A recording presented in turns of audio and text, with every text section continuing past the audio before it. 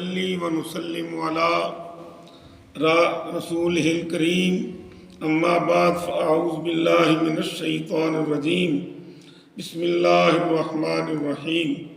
احباب ذی وقار، آج میں امام جلال الدین سیوطی رحمۃ اللہ علیہ کی کتاب الحاوی للفتاوی میں سے حضرت سیدنا ابو بکر صدیق رضی اللہ تعالیٰ عنہ پر اللہ رب العزت کے ہونے والے انعامات میں سے ایک انعام عرض کرتا ہوں۔ اس روایت کے راوی ہیں حضرت سیدنا حذیفہ رضی اللہ تعالیٰ عنہ۔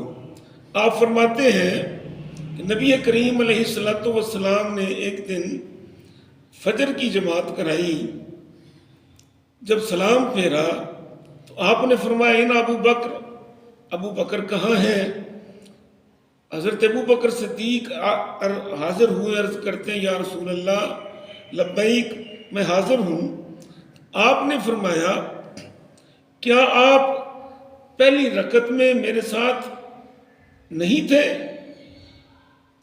عرض کرنے لگے یا رسول اللہ کنت فی الصف الاول، میں تو جب نماز شروع ہوئی تھی پہلی صف میں تھا۔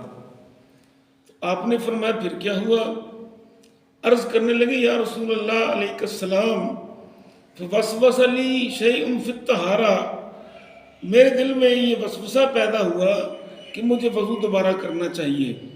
اس مقصد کے لیے میں اپنی صف سے نکلا، باہر مسجد کے دروازے کی طرف گیا۔ اب میں سوچ رہا تھا کہ میں پانی لوں، وضو کروں۔ اسی معاملے میں اللہ رب العزت کی طرف سے آواز آئی حتف ہاتف یا ابا بکر، کسی آواز دینے والے نے آواز دی اے ابو بکر۔ جب میں نے آواز سنی میری توجہ ایک کونے کی طرف ہوئی تو میں نے کیا دیکھا کہ سونے کا ایک برتن پڑا ہوا ہے، فیہ ماء، اس کے اندر پانی ہے، اطیب من الثلج، جو برف سے زیادہ سفید، ابیض من الثلج، جو برف سے زیادہ سفید ہے، اطیب، بہت زیادہ خوشبو والا ہے۔ تو وعلیہ مندیل، اور اس کے اوپر ایک رومال ہے۔ تو رومال کے اوپر میں نے کیا دیکھا کہ کچھ لکھا ہوا ہے۔ جب میں نے غور سے دیکھا تو مجھے اس پر 3 نام نظر آئے، ایک اللہ رب العزت کا، ایک آپ کا، اور ایک میرا۔ تحریر یہ تھی لا الہ الا اللہ محمد الرسول اللہ ابو بکر صدیق۔ یا رسول اللہ میں نے وضو کیا، وضو کرنے کے بعد جماعت میں مجھے جس لائن میں جس صف میں جگہ ملی میں آگے کھڑا ہو گیا۔ جب آپ نے یہ واقعہ سنا حضرت ابو بکر صدیق سے تو آپ نے فرمایا اے ابو بکر، جب تو وضو کرنے کے لیے صف سے باہر نکلا تھا اس وقت تیرے لیے 3 فرشتے آسمانوں سے نیچے آئے، ایک جبرائیل علیہ السلام، ایک میکائیل علیہ السلام، اور ایک اسرافیل علیہ السلام۔ جبریل امین نے تیرے لیے جنت سے پانی لیا اور اس پانی میں کو برتن میں ڈالنے کے لیے جنت سے برتن لیا، اور میکائیل نے آپ کے لیے وہ رومال لیا جس کے اوپر تیرا، میرا اور اللہ رب العزت کا نام لکھا تھا۔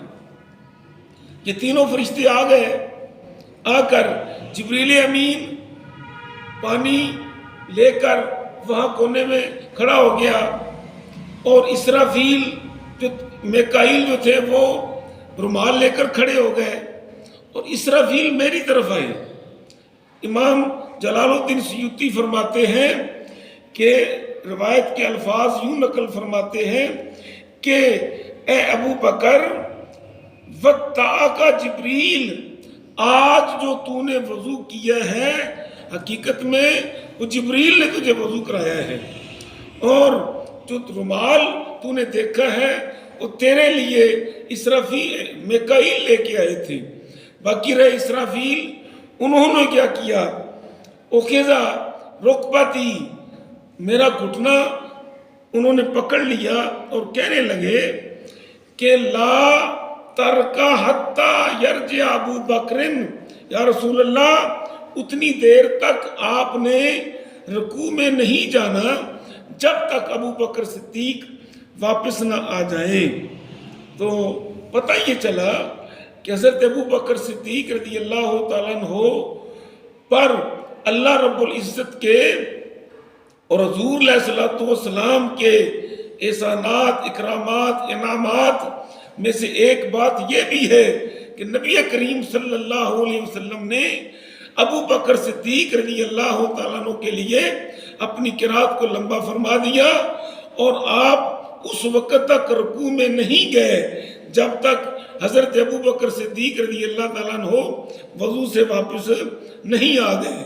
تو ہمیں یہ بات ذہن میں رکھنی چاہیے کہ حضرت ابو بکر صدیق رضی اللہ تعالیٰ عنہ وہ ہستی ہیں جن پر اللہ رب العزت بھی مہربان ہے، سرکار دو عالم صلی اللہ علیہ وسلم بھی مہربان ہیں، اور اس مہربانی کی وجہ سے جبریل امین بھی ان کی خدمت کے لیے آ رہے ہیں، اسرافیل بھی آ رہے ہیں، میکائیل بھی آ رہے ہیں۔